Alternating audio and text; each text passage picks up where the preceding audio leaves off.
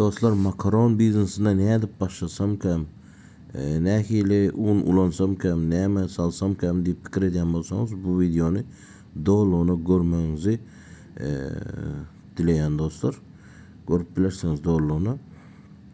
Şimdi başlayalım. Karamşuları alıp vermiş şeyleri, makaronları her türlü görünüşlerde çıkarıp bileceksinizdir.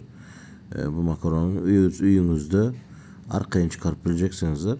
Şuları Adden'in makinesi var. Bunların fiyatları ayrıtın dostlar. Eğer havarlaşsanızlar Adden'in bunun bakasını ayırıp bilirin.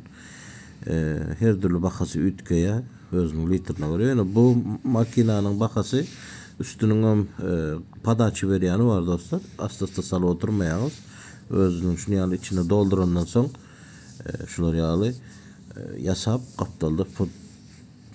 Şu içindeki formada dostlar şular ya toğlocuk geliyor. Topak oluyor. Şular ya edecek bolsanız hiç ile kıyınçılıksız makaron çıkarıp oluyor. Onun yanım hamir görünüşünde bolmalı değil dostlar. Ne görüşünüz ya şu görünüşte olmalı. Kenem föl bolmalı değil. Yani şunda hakiki kaç türlü makaron çıkyandır dostlar. Köp adamlar yanlış yağlar hamir görünüşüne getirip son iyem ekstrudurun içine salıyorlar ve dıkılık alıyor dostlar ki o hamir görünüşünde oluyor çıkmaya ağzından.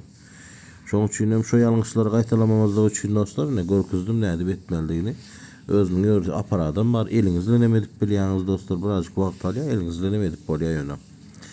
Yani bunun şekilleri her türlü şekilleri var dostlar. Kitaydan 45 günün içinde elinize gelip düşýändir.